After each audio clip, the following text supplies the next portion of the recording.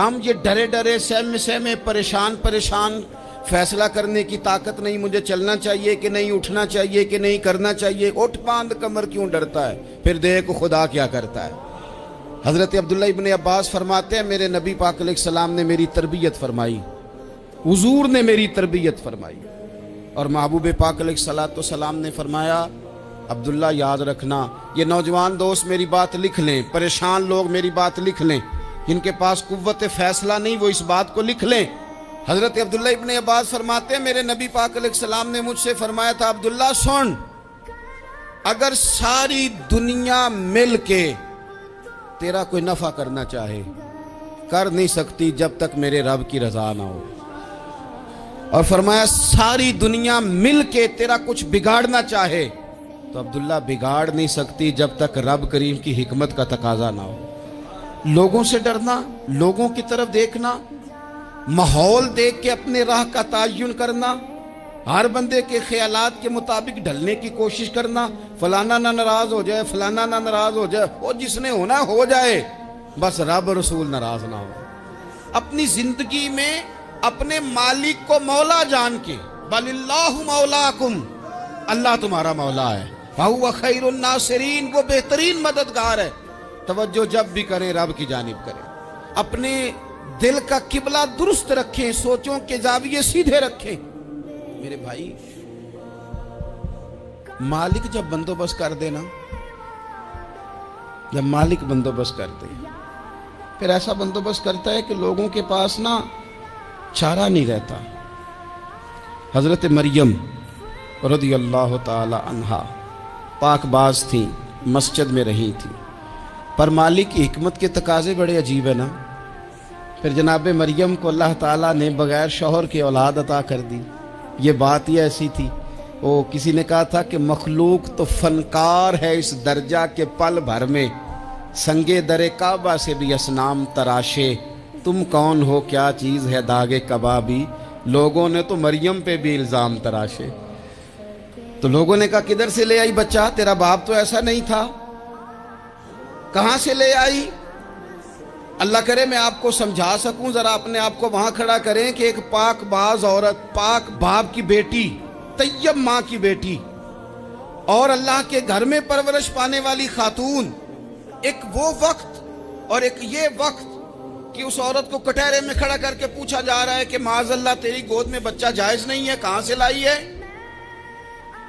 अब खुद से सफाइयां बंदा कितनी को दे, कितनी को वजाहतें करे। और मैंने तो अपनी जिंदगी में देखा है ज्यादा वजाहत देने वाले को भी लोग झूठा समझने लग जाते हैं, ज्यादा वजाहत देने पर भी लोग कमजोरी का इजहार समझते हैं कि कमजोर पड़ गया। आप सुलह की कोशिश करते हैं, सामने वाला बुज़दिल समझ लेता है, ज्यादा वजाहतें भी कमजोर कर देती हैं। अब हजरत मरियम को कटहरे में खड़ा करके कहा बच्चा किसका है,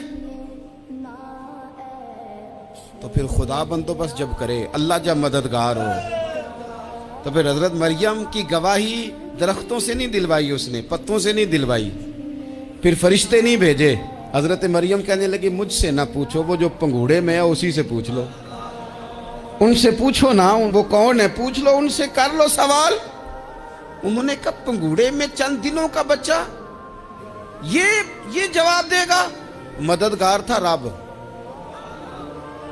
उनकी बरात का ऐलान करना था मालिक ने, और जब मालिक ऐलान कर दे, जब मालिक तेरी सफाई देना चाहे, जब मालिक तुझे दुनिया के सामने निखारना चाहे, तो पंगूड़े में लेटे हजरत ईसा बोल के कहने लगे इन्नी अब्दुल्ला आतानियल किताबा, फरमाया मैं अल्लाह का बंदा हूं, रब ने मुझे किताब अता करके नबी बना के दुनिया में भेजा है, मैं अल्लाह का बंदा हूं, किताब लेके आया हूं, नबी बन के आया।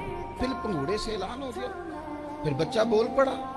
और ये एक दफा नहीं बात हुई, ये बनी इसराइल में एक जुरैज नाम के शख्स भी थे जो नमाज पढ़ रहे थे। बाज ने लिखा है नफल नमाज थी, अम्मा ने पुकारा तो आए नहीं, तो माँ के मुंह से निकल गया तू इतनी देर तक मरेगा नहीं जब तक किसी बेहया औरत का मुंह ना देख ले। तो वो इबादत गुजार थे, लेकिन लोगों ने उनकी इबादत, रियाजत, परहेजगारी को नहीं देखा।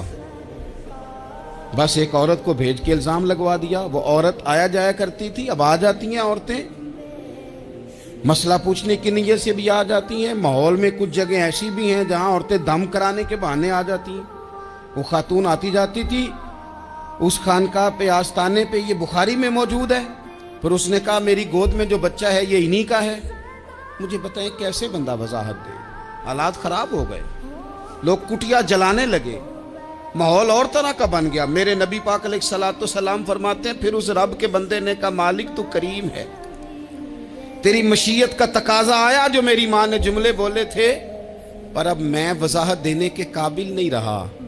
अब तू ही करम करेगा तो दरवाज़ा खुलेगा। तो वो चंद दिनों का बच्चा पंगूड़े में बोल के कहने लगा मैं इस दरवेश का नहीं, मैं तो फलाने चरवाहे का बच्चा हूँ, वो जो बकरियां चराता है। रब की मदद को पुकारें, अपने साथ अपने मालिक की मदद को शामिल करें, थोड़े रिस्क पर भी गुजारा अच्छा होने लग जाएगा। सारे लोग आपको गिराने की तदबीरें कर रहे होंगे और मालिक आपको इज्जतें अता फरमा देगा। उसकी बारगाह से हिकमत का तकाजा और हो जाएगा।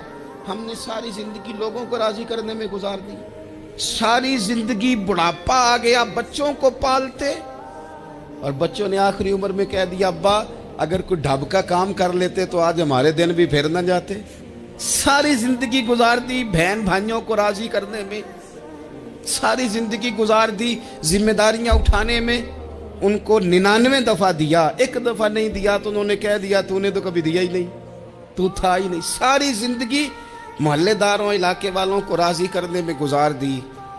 और मैंने ऐसे लोग भी देखे दीन के लिए वक्त गुजारा, लेकिन जब बुढ़ापे में दांत काम न करते थे तो वक्त के मुफ्तियों को भी मस्जिदों की कमेटियों ने कह दिया अब आपकी समझ नहीं आती, हमने खतीब को यौर रखना है, न देखो दुनिया की तरफ, दुनिया रुला देती है, न राजी करो बंदों को, बंदे थका देते हैं, न पीछे भागो हर वक्त दुनियादारों के, ये इंसान को कमजोर कर देते हैं। वो तो करीम ही बड़ा है, 2 आंसू जमीन पर बाद में गिरते हैं, बंदे के गुनाह सारे पहले माफ फरमा देता है।